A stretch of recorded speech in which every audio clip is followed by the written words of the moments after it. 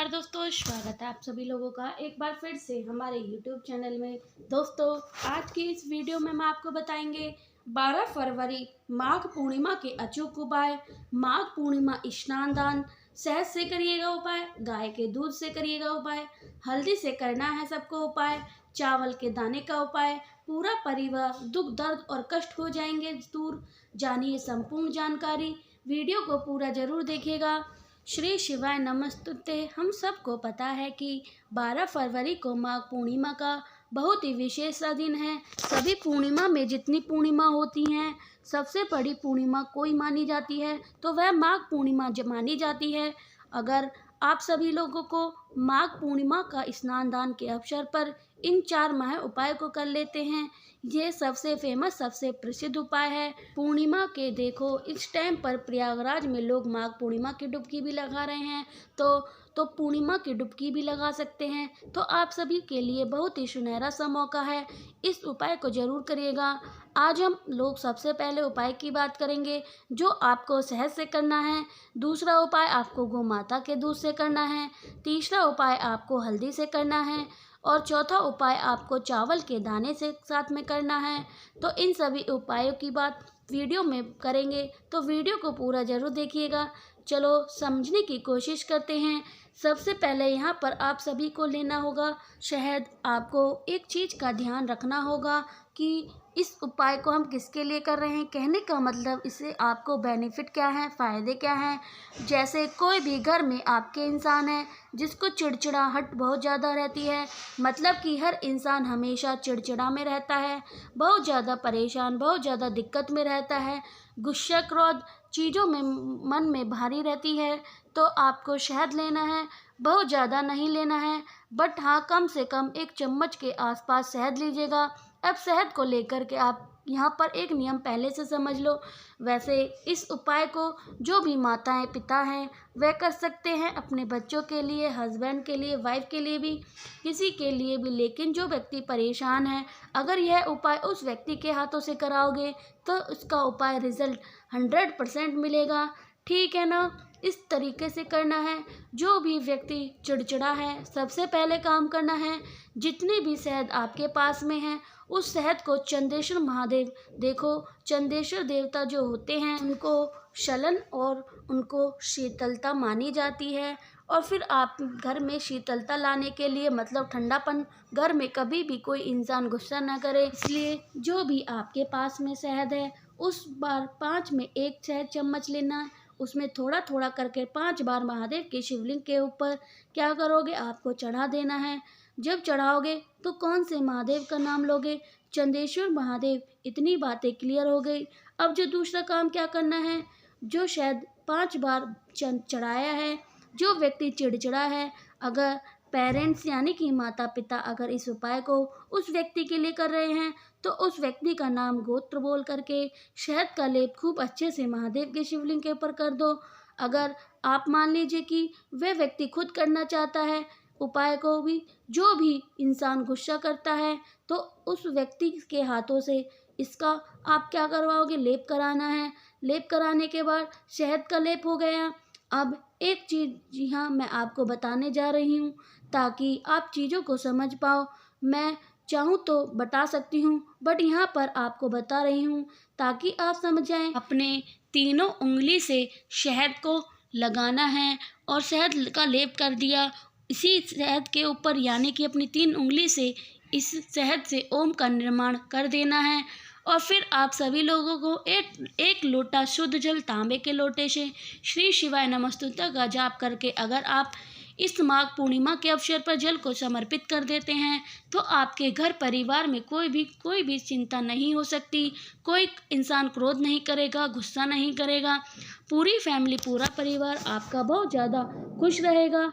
तो छोटा सा उपाय था, लेकिन करिएगा अगर ज़रूर सभी लोग। तो पहला उपाय हम लोगों ने समझा लिया है।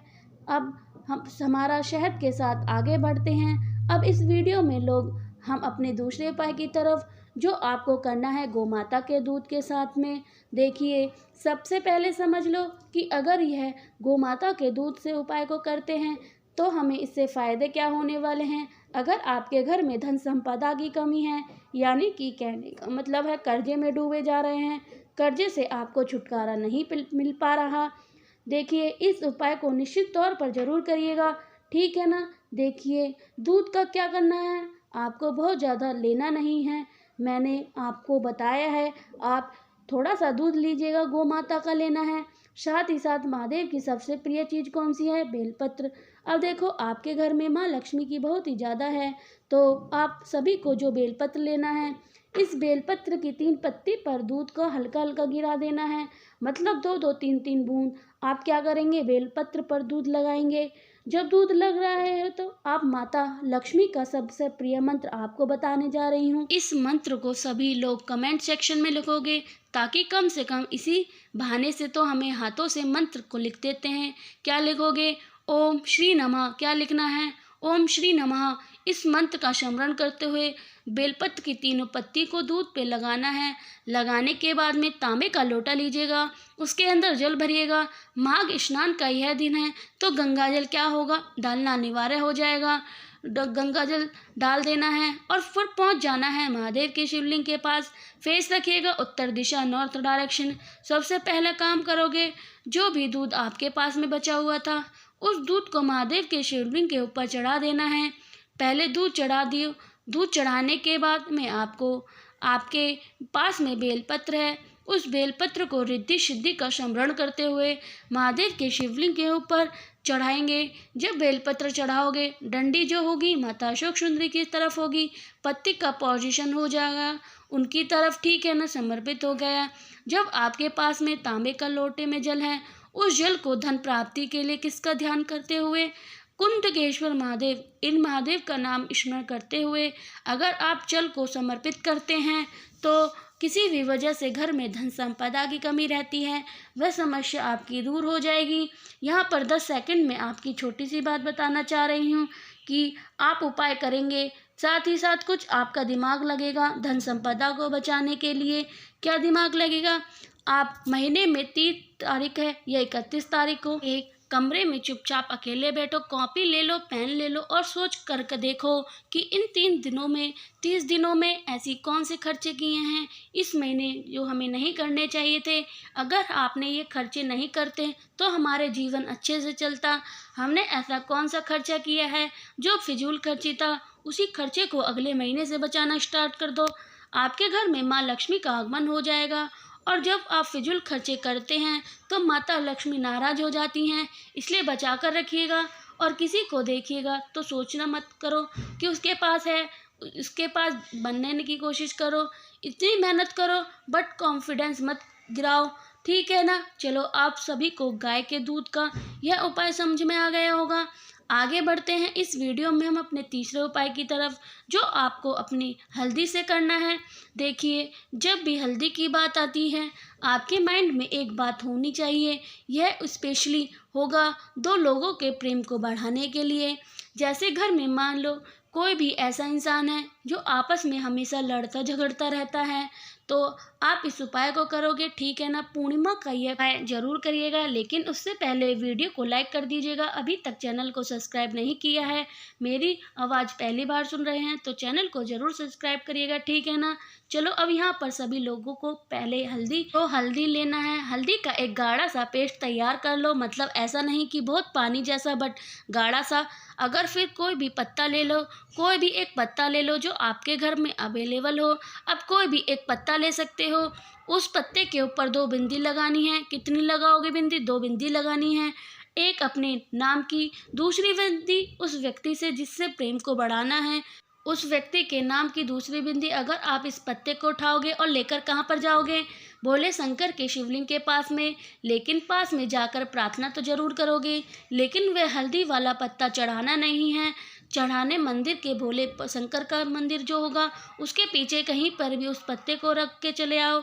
इस पूर्णिमा तिथि पर यकीन मान लीजिएगा कोई भी प्रॉब्लम आपके घर में नहीं आएगी, जिसकी वजह से आपको परेशान होना पड़े। ठीक है ना, करिएगा ज़रूर। यहाँ पर हम लोगों ने 3 उपाय की बात कर ली। सबसे आखिरी उपाय हम लोग बात करने जा रहे हैं, जो कि आप सभी को करना है चावल के दाने के साथ में। सबसे पहला काम क्या करना है, थोड़ा-सा दूध लीजिएगा, फिर दूध गोमाता का होना चाहिए। कच्चा दूध जितने भी चावल के दाने लोगे, 7 का चावल का दाना लेना है, दूध के अंदर दाने को डीप कर देना है, फिर पहुंच जाना है सीधे महादेव के शिवलिंग के पास में।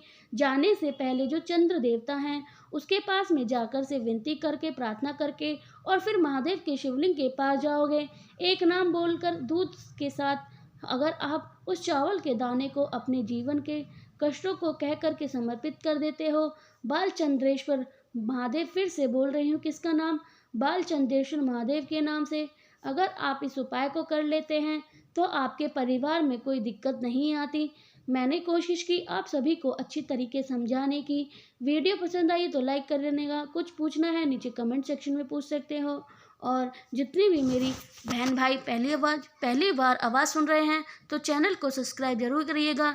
श्री शिवाय नमस्तुते, हर हर महादेव, ओम नमः शिवाय कमेंट सेक्शन में ज़रूर लिखिएगा।